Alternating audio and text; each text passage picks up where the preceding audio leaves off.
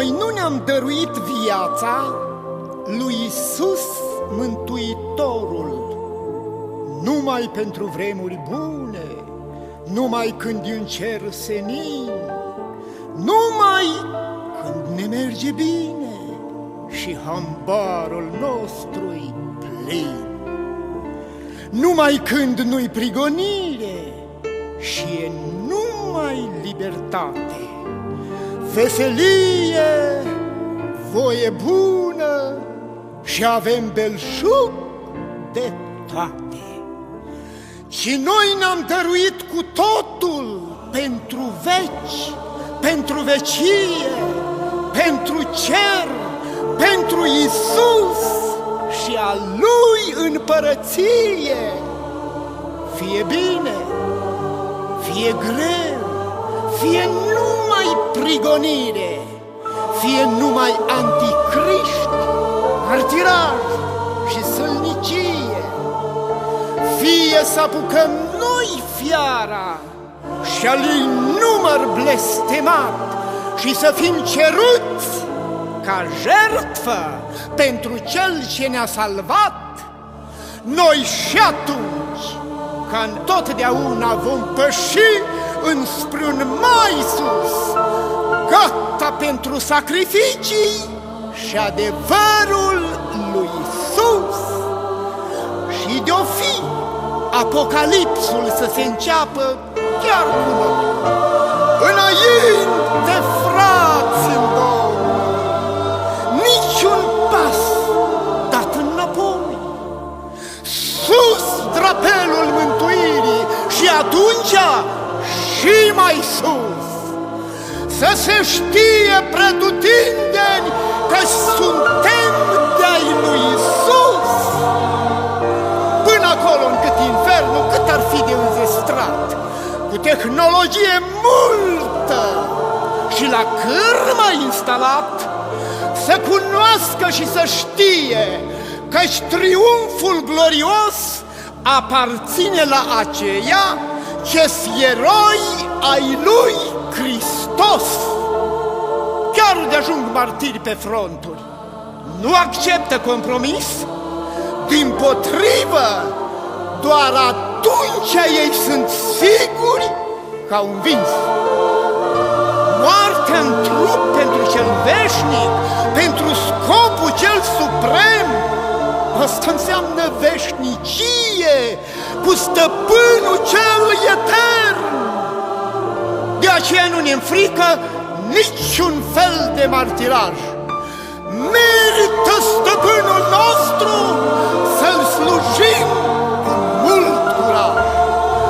Merită cântarea noastră să răsune glorios și în arenă, și în celulă, și în apă, și în foc.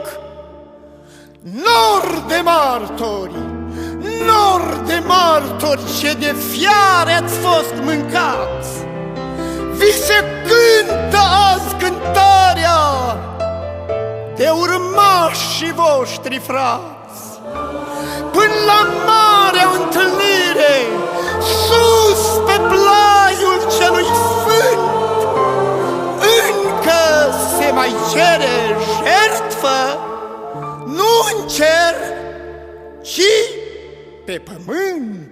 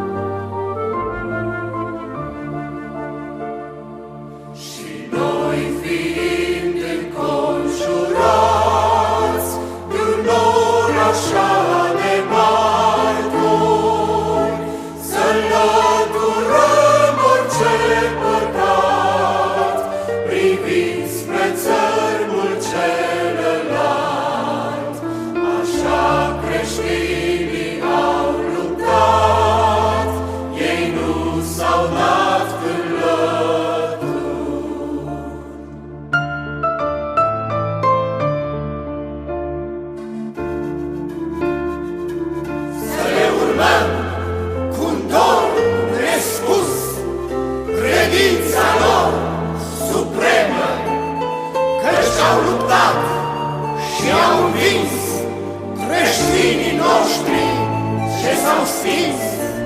De dorul lui au fost aprinși, mergeau cântând pe arene.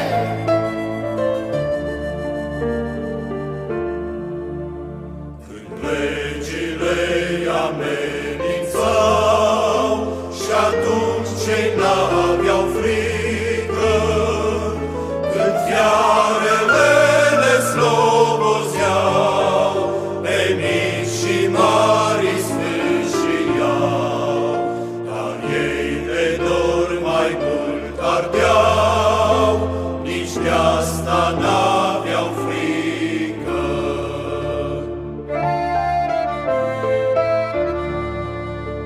De foame istoviți de fric, ei primegeau departe, prin munți și peșteri alungați, prin temnițe în fier legați, loviți mai crud și amenințați, de Domnul nu-i desparte.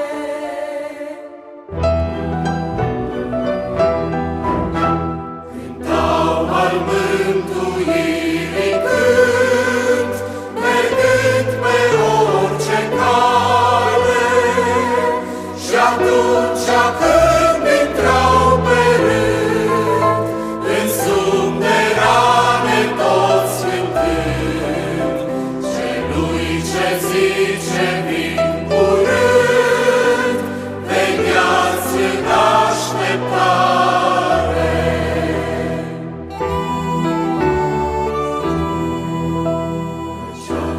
Căci am să vin ca și un hoț în noaptea cea târzie. Vegheați, păziți amele porți, și atunci eu n-am să vin ca hoț. Când voi striga la voi, la toți, mireasa mea să vină.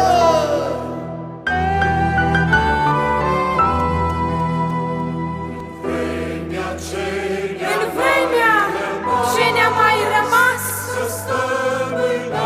să stăm în așteptare. Și înapoi, nu, niciun pas înainte, să nu dăm răgaz, căci vine mirele chiar azi, cântându-i o să nască.